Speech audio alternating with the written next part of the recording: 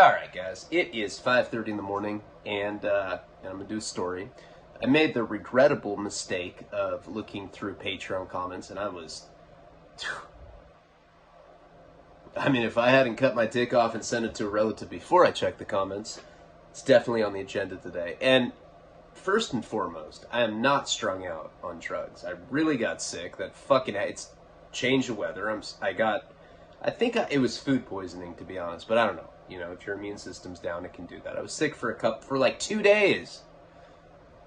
And people are like, he's obviously smoking rock again. No. Okay, first of all, I've told you guys, you can always tell if I'm on drugs, if I have acne. If I don't have zits, I'm not on drugs. This is just my bitch self. I really did get sick. And look, I understand. People don't want recap. That's a bad fucking habit that I've been doing lately. I'm going to work on that. Today I'm going to work on the things that I talked about on the monologue that I had posted earlier tonight. Gifts, sponsor phone calls, time to get organized with stuff. And, I know I can't please everybody. I really do try. And I know the vast majority of you see that. And would probably let me suck your dick if I wanted. I was like, hey bro, can I suck your dick? You'd be like, yeah dude. I don't care that your stories suck anymore. Suck on, you know? One more comment that I want to address. And I hate that I'm that sensitive where I read comments and it hurts my feelings, but it does. At least I'm honest about it. At least I'm not I don't even care anymore about life. I'm in a prison, I'm hard now. Feelings? Lame. I'm not like that. I'm real. For all of you that think that I'm not, I am. I say embarrassing, self-deprecating shit all the time. Very few people do that. Because it hurts to say. Little homework assignment. Go in front of the mirror right now and call yourself a bitch. Over and over and over again. That is the Patreon creator, YouTube creator experience. I always miss this patch right here. I just have this little I don't know. I was gonna say predatory gay Hitler stash, but that's probably offensive. Look, check it out. It sucks getting berated. Constructive criticism I like to take, but come on guys. I don't think I'm that bad. Fuck. Look at all the accumulative stuff that's on here. And by the way, there is stuff as you go up on the tiers. And I think that a lot of times maybe people are on the bottom tier and don't realize that it keeps going and there's other stuff. I don't know. Last thing I want to say before I get into this story is somebody had said that they're just like, your documentary's okay. Just okay. That's how he said it.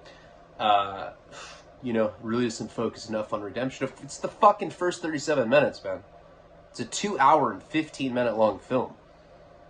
No, I just smoke fucking crack the whole time, verbally abuse women, steal from my loved ones, pimp bitches out, sell drugs, get money, stay tan, and then it's over. No, of course, it has a happy ending.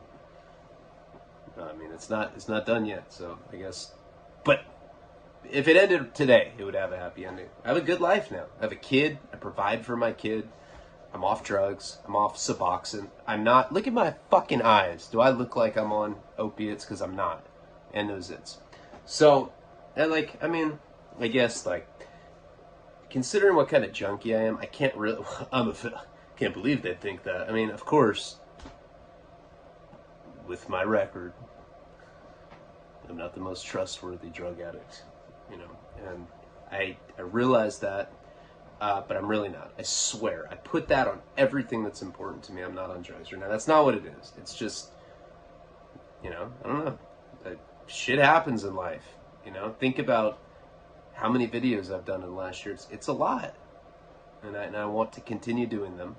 And that's it. It's 5 minutes of bitching. That's enough. Let's get into the story. I'm going to start branching into the upper tiers after this story. This is just a bonus story for all tiers, and then I'm going to focus on that. I'm going to stick to the structure of this platform.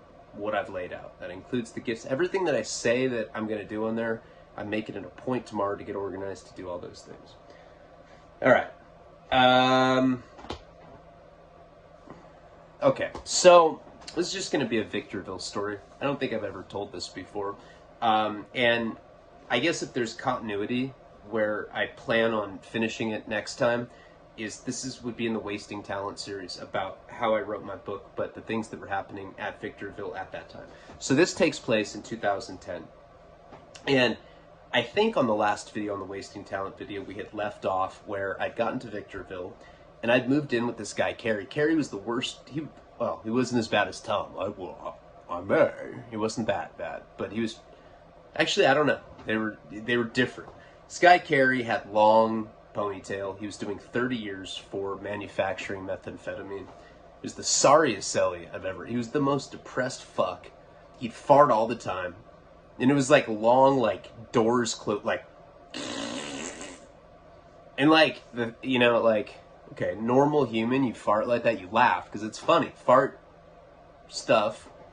humor is like the kind of thing that's funny when you're like 3, and then I'm 35 and I still laugh. If I'm like in a DMV or something and some old lady farts, it's fucking hilarious and I laugh. I have no tact about it either. I'm that guy. I'll just start laughing. I tend to embarrass Karina quite a bit in public because I don't have a lot of restraint. If you're an addict, if you have poor impulse control, you can probably relate to that. But this guy would fart and he'd just be completely stoic about it. He'd fart and like his lips would just be like straight. Some straight up sociopathic farting, you know? It was really odd. I mean, the guy's doing 30 years, he's miserable, and then I come in there and admittedly, this is back at like the end of 2009, early 2010, right when I get to Victorville. I'm a train wreck. I'm a train wreck because I'm 23 years old. 24, I think, by the time I got to Victorville. I was 23 when I got busted. I'd been down probably like 9 or 10 months at this point. And when I was at MDCLA, everybody told me, don't do drugs. When you get there, don't do drugs. Which is, I'm like, oh yeah. I mean, doing drugs got me in prison, but yeah, my life fucking rocks now. I'm not going to do anything. You know, of course, I'm not going to not do drugs in an environment like that. I mean, if there's ever like Karina said that to me, she's like, if there's ever a place where I'd expect you to do drugs, it would be in prison. And it's plentiful in there. So, don't gamble and don't fuck homosexuals. I'm like, well, what? What if they identify as a female? I'm like, well, that's cool. But no queer shit. I'm like, all right, cool. So I knew not to gamble. I knew not to do drugs. I knew not to get in debts in general. And I knew not to fuck punks. I get there, and I fuck every punk in sight. No. I get there, and right away, I get immersed in the drug culture at Victorville. And Carrie knew right away. You know, there was this Native American guy. I forget what his name was, but he had really bad acne. It's like one of those guys that was like 50 and he still had like horrible acne. So like you couldn't tell if he was like 19 or 50, but he was 50. And he didn't really talk a lot. He was kind of another sociopath. And what I found, what's interesting about being in federal prison is you're around a lot of Native Americans. Native Americans I have nothing against. I've met some solid ass natives, some solid chiefs. Call them chiefs in there. Never met a Native American that was not an alcoholic. Every single Indian, to generalize and to be completely fucking prejudiced, every single native is a drunk. Now this is the thing. Native Americans live on reservations, right? Well, most of them do. I guess there's some domesticated ones. They're like dealing blackjack somewhere. But most, Jesus Christ. It's going to be the kind of shit that we're like, one day, if I do ever make it in like my writing career, this is going to be the kind of thing that haunts me. Like they'll like play little sound bites. They'll be like, yeah, fucking natives, fucking dealing blackjack, fucking piece of shit native. You know, people take things out of context. On the reservation, a lot of them get monthly checks.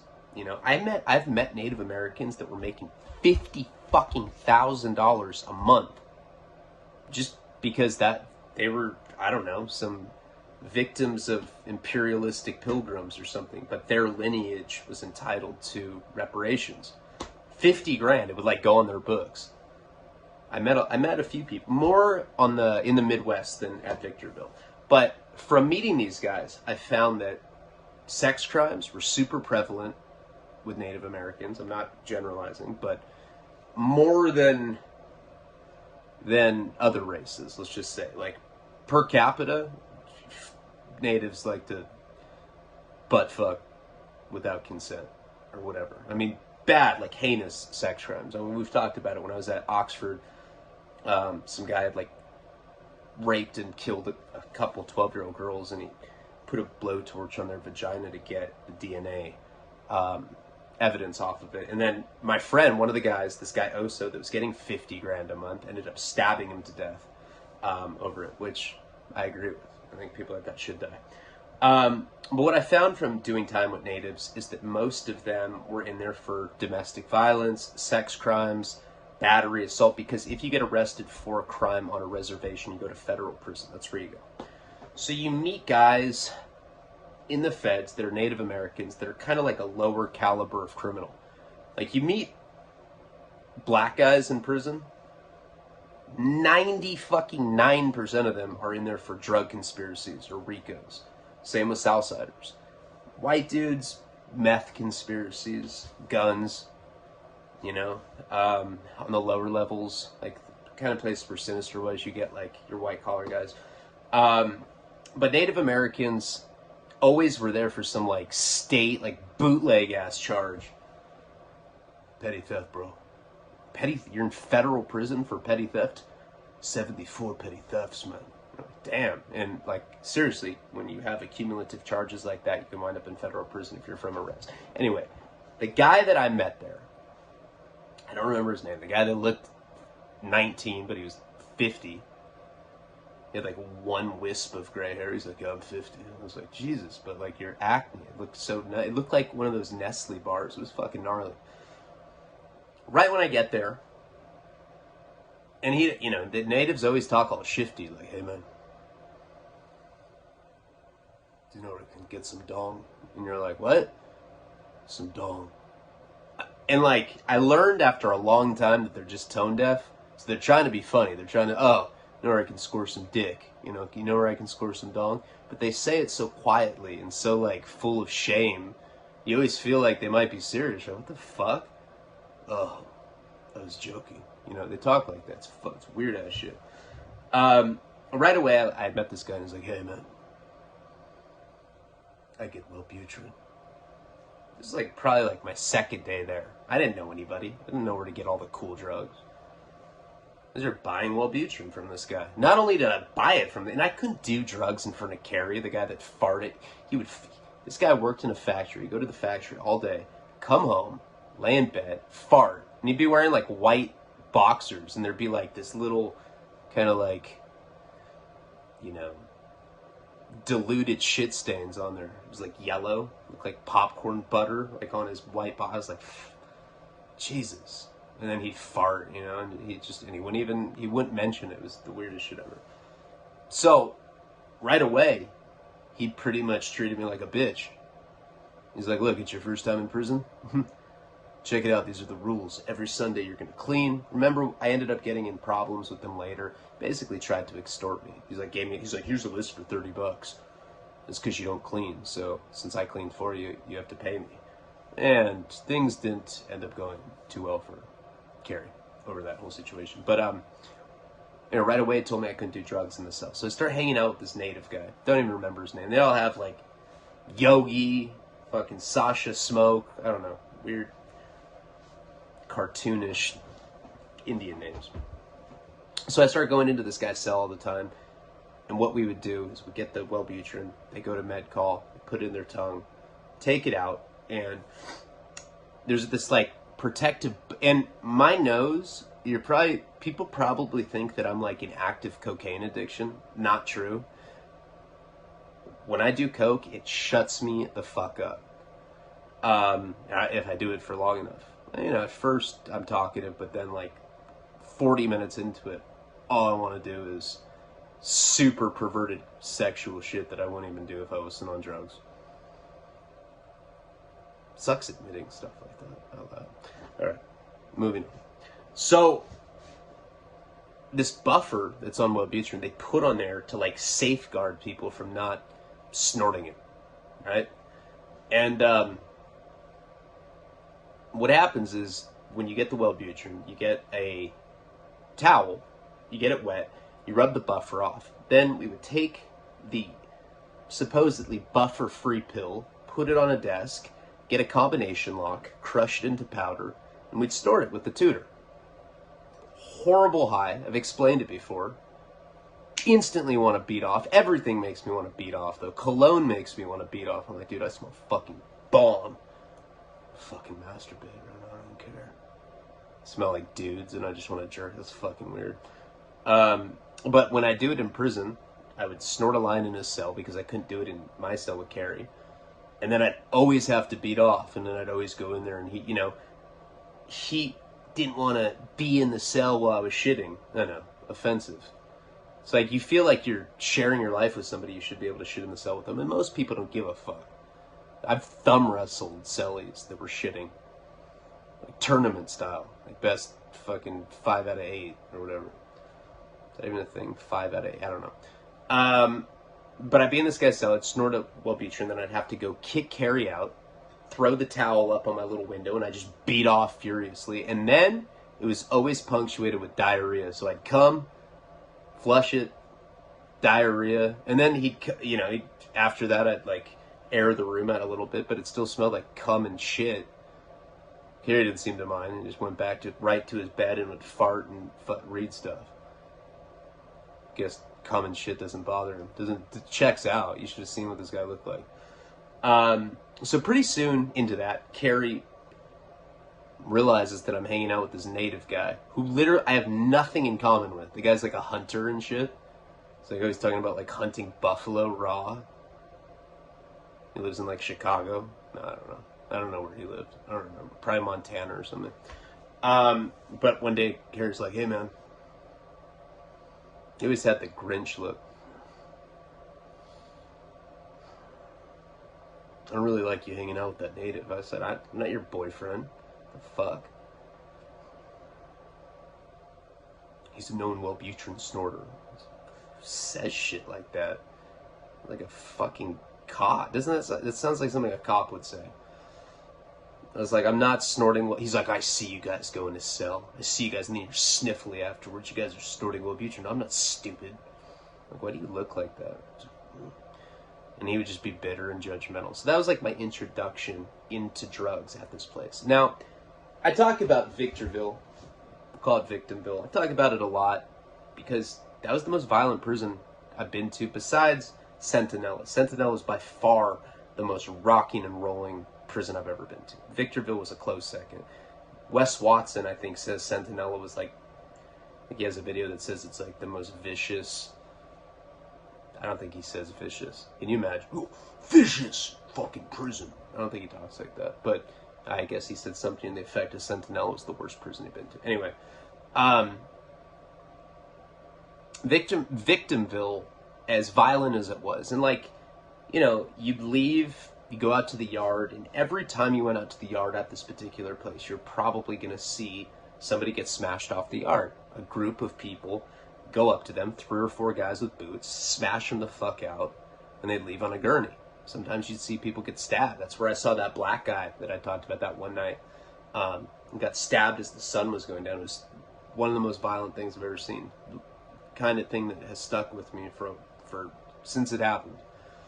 I literally have dreams where I see this like makeshift prison shank going into his t-shirt and making holes in it. It's crazy.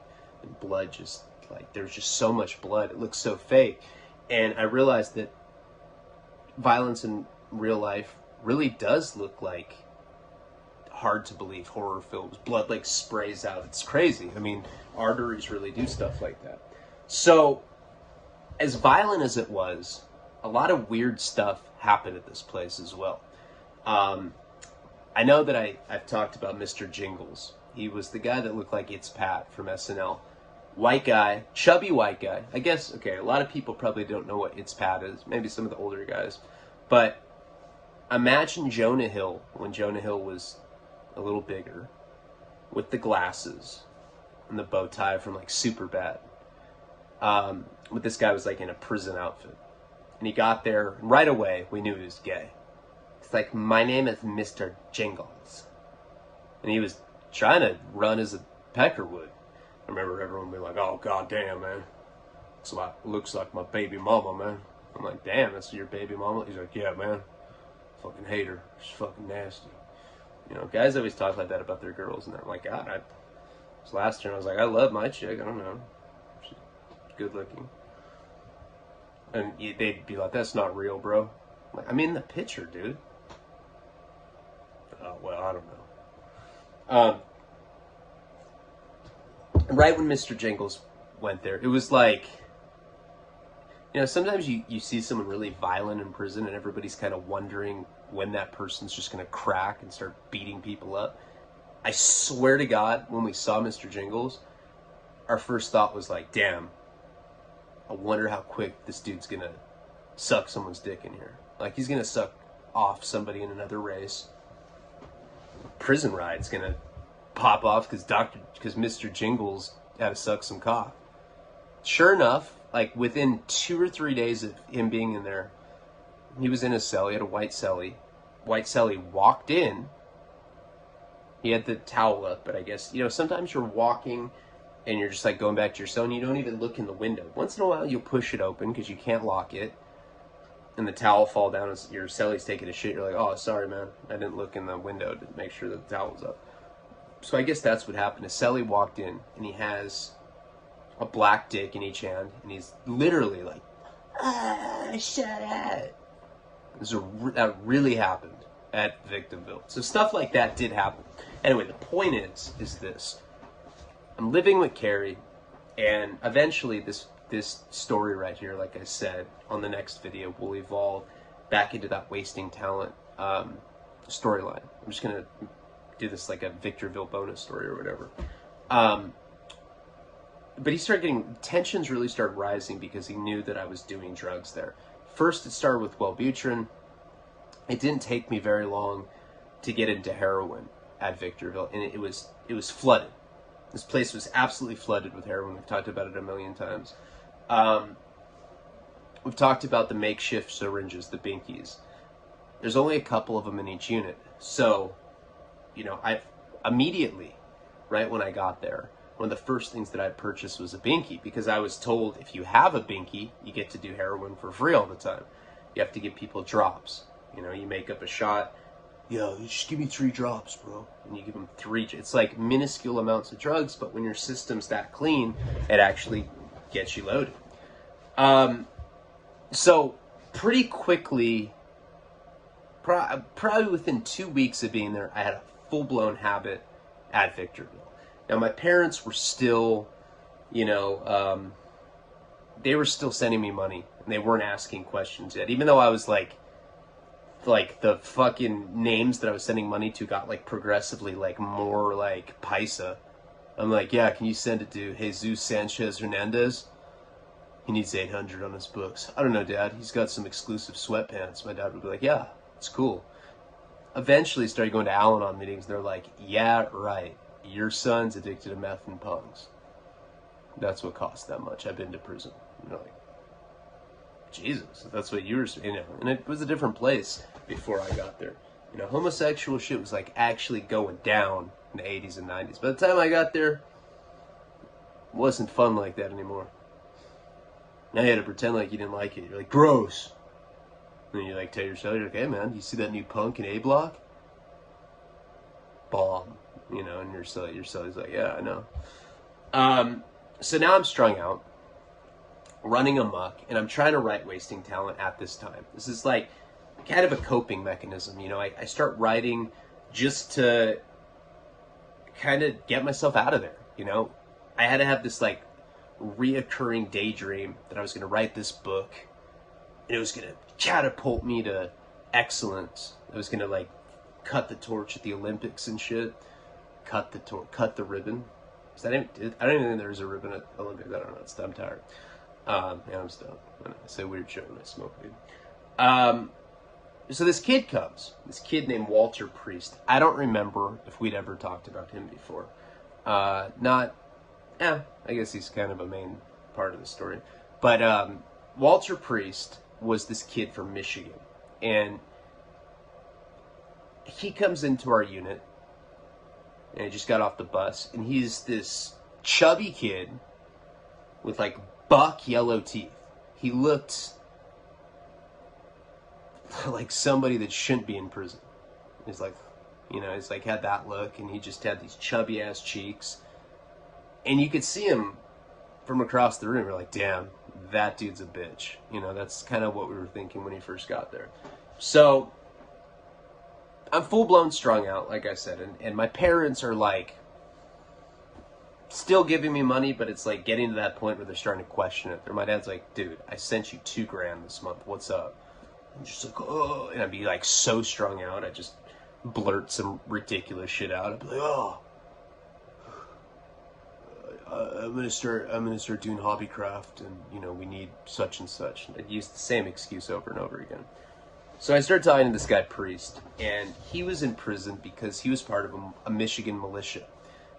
Pretty sure I talked about him during my 5 years in federal prison. I don't remember though, but he was in prison because he was part of this militia, and he was on this like big RICO case with these guys, right? It's like 9 Unabomber looking guys with like big like Quaker beards and like, born in the USA bandanas and shit.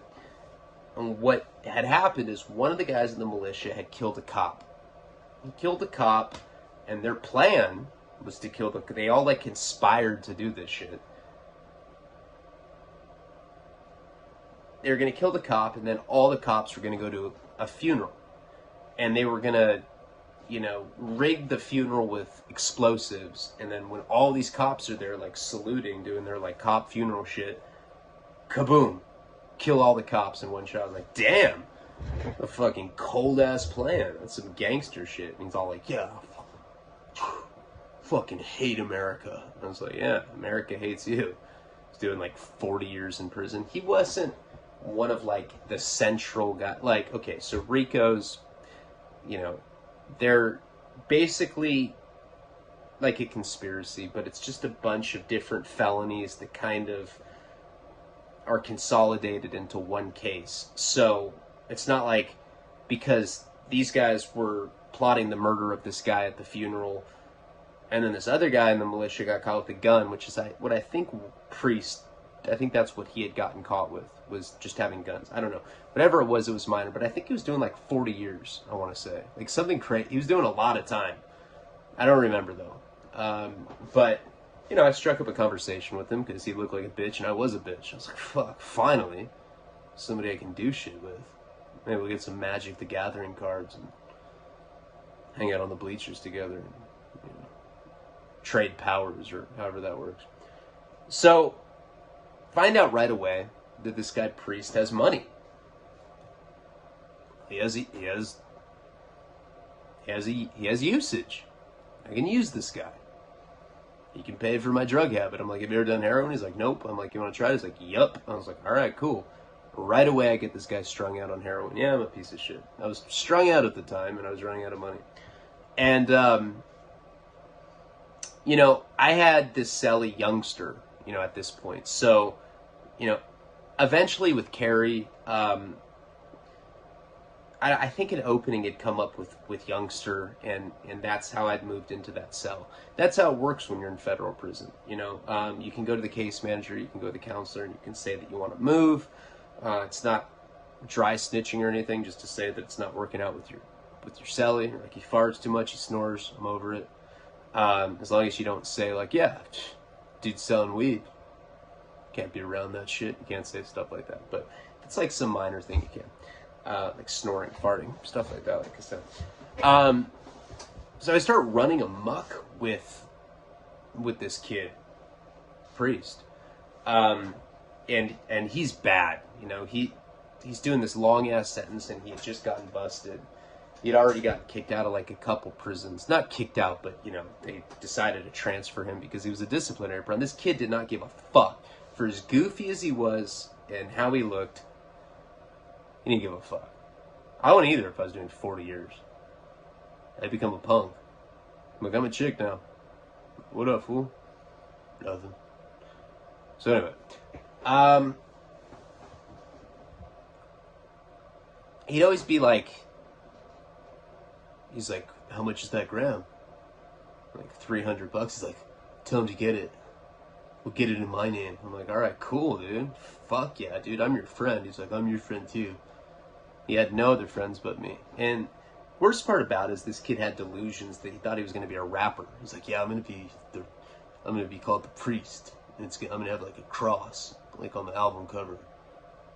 It would be religious oriented. I was like, Jesus. And then he would, dude, his raps were so fucking whack. Like, I'm a nice guy. Like, I have a really hard time telling people that their shit's whack. I do. I mean, people, like, tell me stuff. They're like, hey, man, will you read this? I wrote this.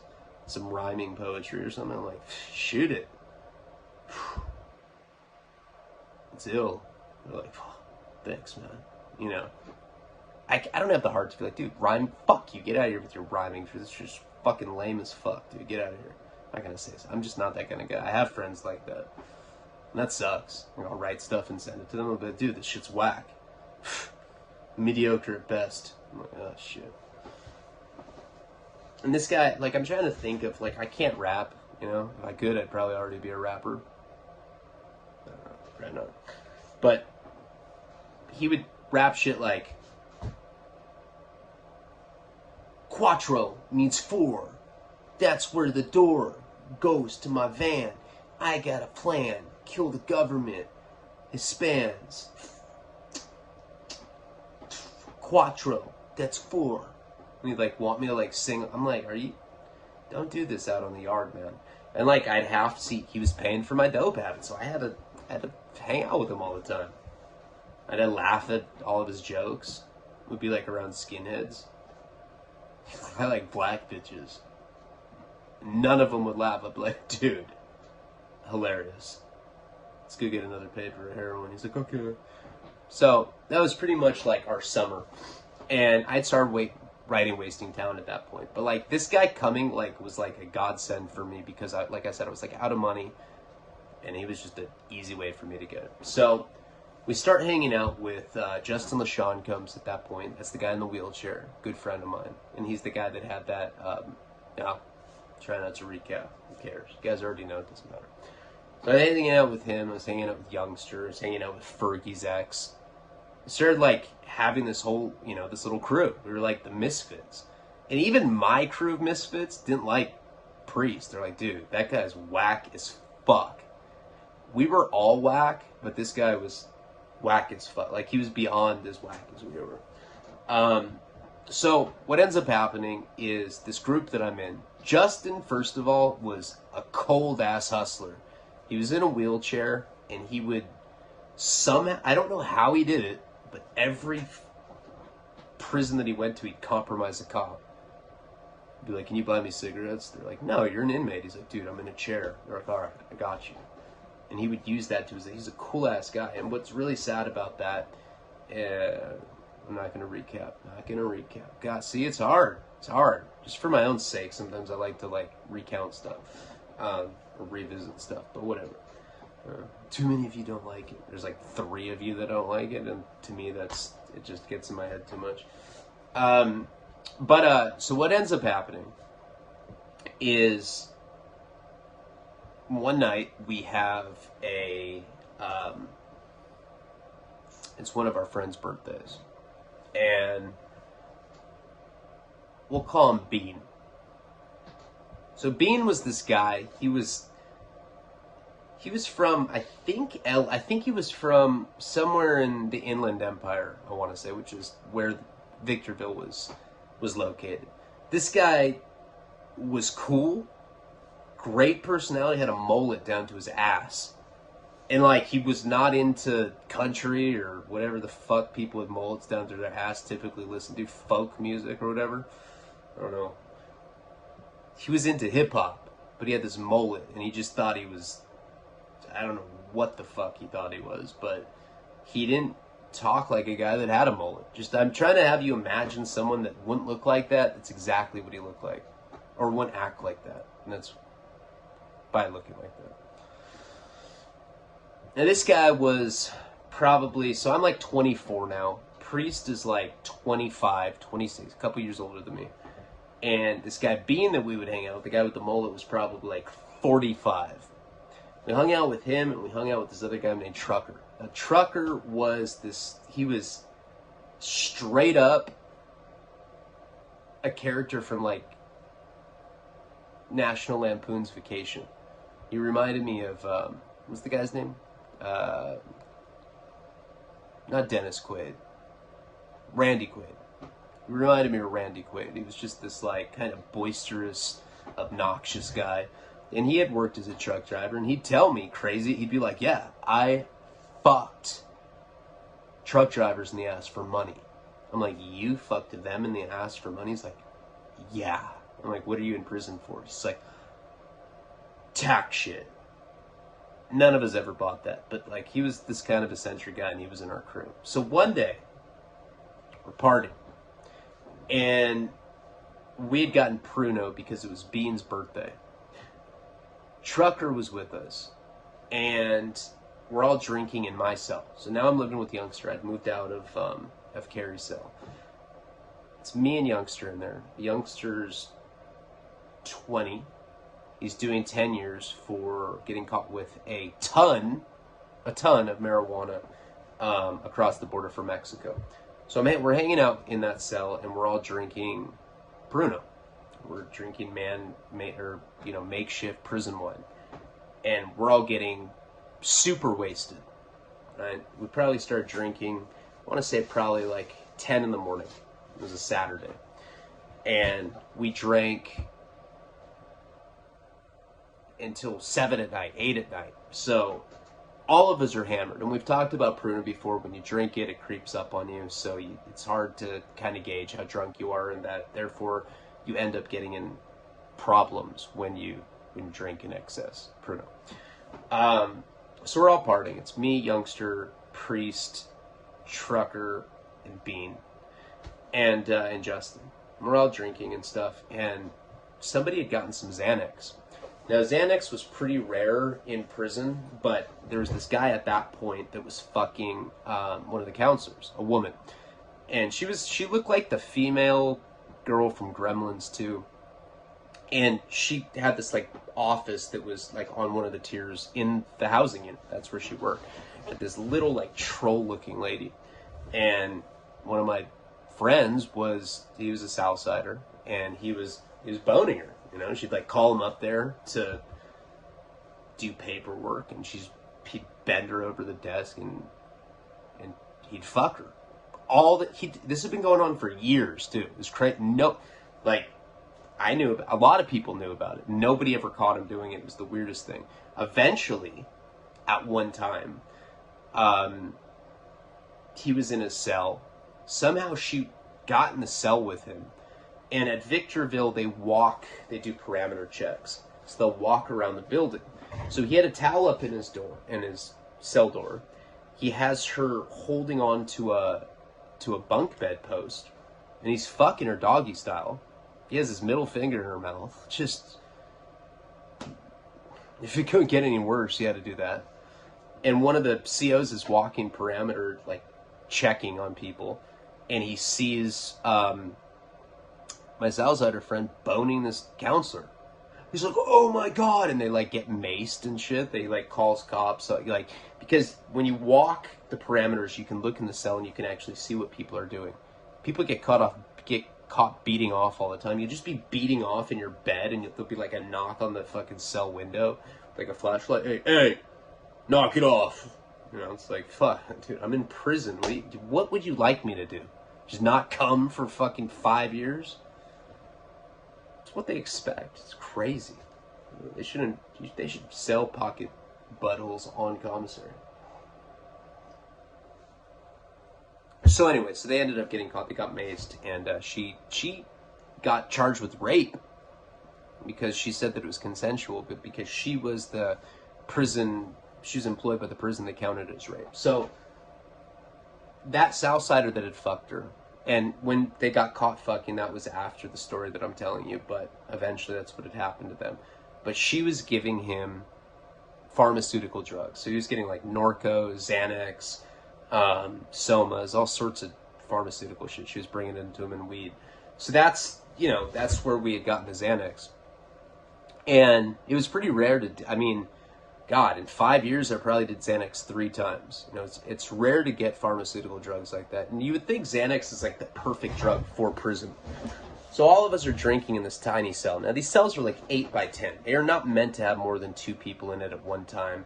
But we're partying because it's Bean's birthday. Trucker's in there. Trucker doesn't even live in our unit. He lives in an entirely different unit. And we're drinking. We end up chopping the Xanax into lines. Because that's what you do in prison. Like, you have a Xanax bar, which is 2 milligrams.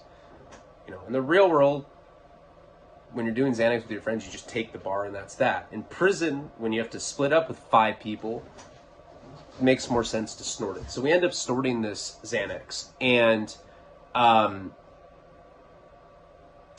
Trucker is snorting lines with us, and Bean's snorting lines with us. Beans is the guy that's having the birthday. Pretty sure 5 of us did a line off that. It might have been 4 of us, whatever, it doesn't really matter.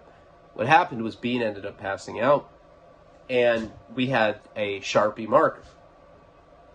He just passed out because he was so drunk. We've been drinking since the morning. Drinking for like almost 12 hours, just drinking fermented, bacteria-rich jailhouse wine. Eventually, he just passes out. Now, we had a marker. Markers are considered contraband in prison because, because there's a lot of Southsiders that tag shit. Hey, fool. I'm from the Cincinnati Troublemakers, dog. They always put some stupid shit like that. The Beef Slingers or whatever. Crazy neighborhood local beef slingers. So they don't have markers in there. But, in prison, it's funny how much random contraband people accumulate throughout the years. That Sharpie that we were using probably was grandfathered down like 3 generations. And we start going up to Bean, and that was not his real name, by the way. I'm making that name up, just trying to protect the sanctity of this story. That makes sense. So we start writing on his face in Sharpie, Ryan's punk, stupid bitch, penises, nut going onto his nose. And he ends up passing out, right? Now, this is in my cell. Youngster in my cell. So he passes out because he's just so fucked up. And he'd already been knocked out when we had the Sharpie on him, whatever. So he has, all this shit written on his face. So we end up getting him back in his cell. We kind of just, lift him up. My friends there were a lot bigger than me. I'm this, 5'7", 5'6" midget. Big old pendulum swinging hammer fucking asshole. Butthole's all slung. Just hangs down. It's like a pocket. And we take him to his cell and he passes out. So, the next day, we go on lockdown. Wake up all hungover as fuck. Don't even really remember the night before. It's all fragmented in my memory. And we have no idea why we're on lockdown. Pretty soon we get a kite saying that there was a coroner that had come by. A coroner for a dead body. Bro. What the fuck? And then the lieutenant comes and takes me out for questioning. And what had happened was Bean had died. The Xanax and alcohol mixed together had killed him. And they knew that we were partying the day before. They thought that maybe we drugged him to death. It said Ryan's punk on his fucking face. So now the lieutenant brings me out, and I get handcuffed, and I get taken to the hole under investigation. They bring me to the lieutenant's office. I'm handcuffed, and they ask me questions about it. And of course, deny. I'd already been in prison long enough to know that that's definitely the smartest play, especially in a situation like that. I had no idea the severity of it. They asked me if I was hanging out with them the night before. I said no. They told me that he had passed away and that I was going under investigation for his death. That's literally an investigation that would be equivalent to homicide if you get found guilty of that rule infraction. Homicide, like, yeah, you got caught for homicide, another 3 months on your sentence. I was shitting myself. I mean, really. Well, not literally. I know there's a lot of stories where I actually am shitting myself, but that was not one of these times. But I really thought that there was a chance that I could get cracked for this guy dying, because the truth of the matter is, at this particular prison, they had cameras in the ranges, and they were at each corner. Look at this. Look at this shit. It's already morning. I haven't slept. They had cameras in each corner of the range, so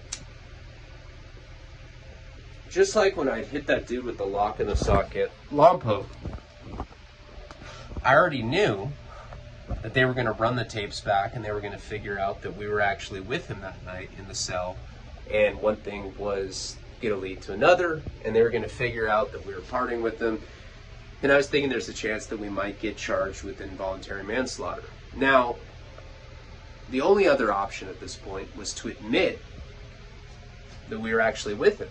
But this is where the problem was with that. Now I'm in federal prison. And in federal prison, if you make any statements to cops, you're a rat. That's it. Like, if you say, no, it was just an accident. He was just in my cell and we were just partying for his birthday and something happened to him. But, there was no foul play involved. Even if you say something like that to get yourself out of being in trouble, just the virtue of talking to the cop, just the fact that you're fucking talking to a CO and giving him statements makes you a rat. So it puts you in a really bad situation, because now somebody's died because they took drugs and they drank too much, and you can be charged with homicide. You can get charged with involuntary manslaughter if you don't tell them the truth. But if you tell them the truth, then you're considered a rat.